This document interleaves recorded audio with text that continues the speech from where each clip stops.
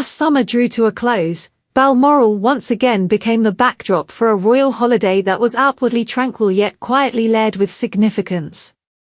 Prince William and Princess Catherine travelled north with their 3 children, Prince George, Princess Charlotte and Prince Louis, for what appeared to be a simple family retreat.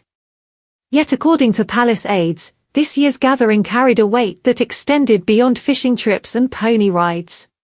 With King Charles consolidating his reign and Queen Camilla attempting to assert her role as matriarch, Balmoral's halls echoed not just with children's laughter but with whispered conversations about the monarchy's future. Balmoral Castle has always been more than a Highland residence. For over 150 years, it has been the private stage upon which the royal family rehearses the balance between tradition and change. The late Queen Elizabeth II adored it, choosing to spend her final days there in September 2022, and it is said she made Balmoral a place of both retreat and resolve.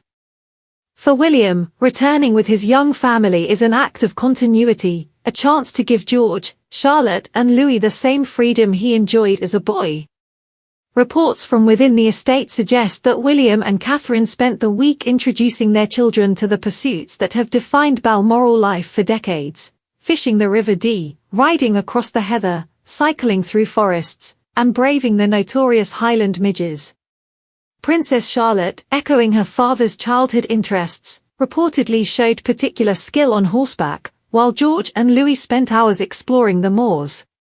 They are being raised not just as children, but as heirs with memories tied to the land, one royal source remarked, hinting that these family holidays are as much about heritage as relaxation. The bank holiday weekend at Balmoral has evolved into a ritualized reunion. Under Queen Elizabeth it was often described as a giant sleepover for grandchildren and great-grandchildren. Now, with King Charles presiding, the atmosphere remains convivial but more deliberate. Courtiers noted the presence of Princess Anne, Zara, and Peter Phillips with their families, and there was quiet talk of Camilla choosing to remain more in the background. "It is William and Catherine's moment," a family insider suggested, describing how the couple were given unusual prominence during dinners and informal gatherings. One guest is even said to have observed a rare conversation between Catherine and Camilla that carried a tone of restraint rather than warmth, underscoring the subtle but undeniable shifts of influence within the family. For Catherine, who has always championed outdoor life and children's well-being, Balmoral provided an ideal canvas. She was seen encouraging her children in long walks across the Cairngorms and picnics by the lochs, presenting herself not only as a mother but as a future queen consort grounded in tradition. Yet behind the scenes, aides acknowledge that these appearances are carefully balanced with the pressures of transition. Meanwhile, George, Charlotte and Louis are poised to begin together at Lamrock School in Ascot.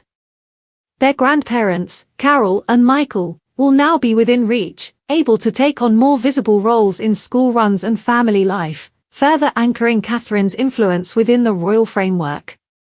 Observers of royal history will note the echoes of the past.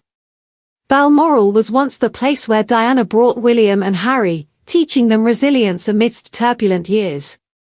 Today, William repeats the cycle, but with Catherine by his side, crafting a narrative of stability. Yet, unlike in Diana's era, there is a quiet undercurrent of preparation for kingship. Sources claim that William spoke candidly during a private family walk about Scotland being the land where duty and destiny meet, a phrase that has circulated among aides as evidence of his readiness. For now, Balmoral remains the setting of laughter, outdoor adventures, and the Queen's cherished traditions. But the subtext is unmistakable: this is no longer merely a holiday. It is a carefully choreographed chapter in the monarchy's ongoing story, where generations overlap, where silent rivalries play out in polite gestures, and where the seeds of the crown's